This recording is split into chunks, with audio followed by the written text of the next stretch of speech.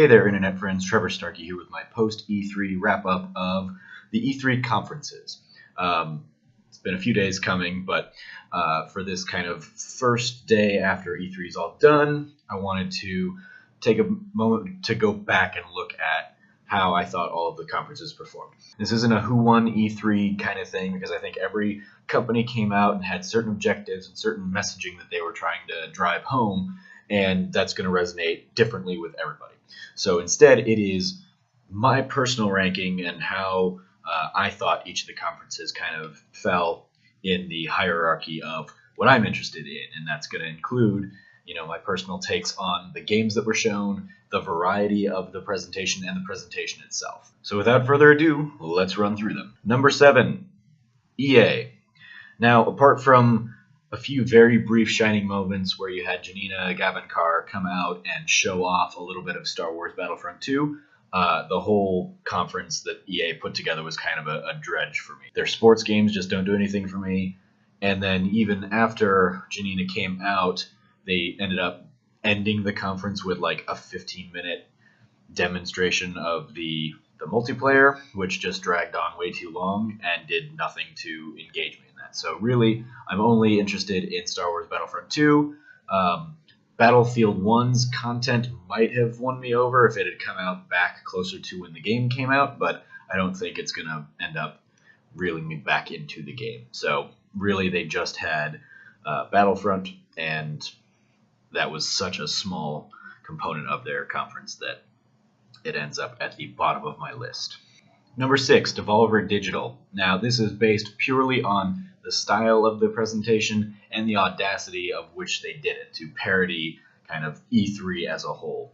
I couldn't even tell you what games they showcased in their presentation, but their super violent, hyper satirical take on the extravagant ritual that is the E3 conference ended up really winning me over, and I had a great time chuckling kind of throughout the entire presentation. The fact that it also featured friends like Greg from Kinda Funny or the What's Good Games girls, having like little cameos in there was just icing on the cake.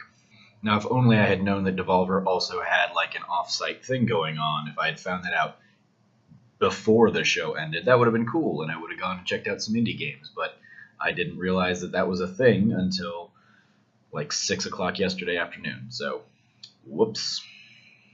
Yeah. Number 5, Microsoft.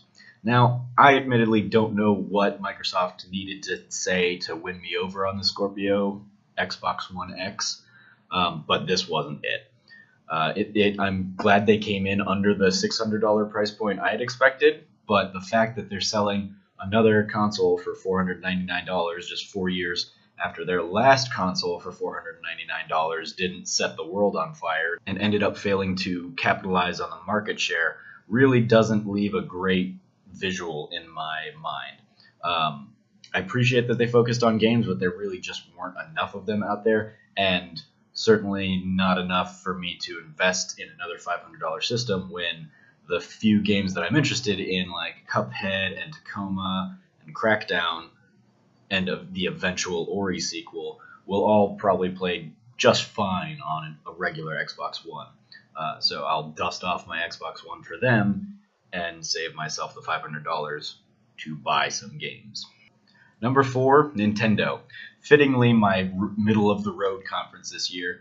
I'm going to pick up Super Mario Odyssey, Mario & Rabbids, and Skyrim, but that's pretty much it for the Switch for the rest of the year for me. Nothing else really drew me in. Metroid, I have no connection to. I've never played a Metroid game, so Metroid Prime 4 getting announced, while I get the excitement that people had, it falls on deaf ears for me. And I think the other big announcement out of there, that Pokemon is getting a core game on the Switch, was inevitable. And the fact that they're only saying now, yes, it's coming, but we have nothing to show you, and it will be at least a year away, suggests to me that they really didn't know which way the wind was going to blow on the Switch. And so I feel like if they'd thought it was going to be, hit the ground running and sell like gangbusters, they would have been better prepared to say, yes, a Pokemon game for the Switch is coming, and here's when it's going to come, and here's some art to show you about what it's going to be. The fact that we're not going to get something in year one is just ultimately underwhelming. Number 3 is Sony, and the only real reason it's this high is because of the games that they have that I'm looking forward to, be it Uncharted: The Lost Legacy, or God of War, or the Marvel Spider-Man, or the Horizon DLC, or Detroit: Become Human.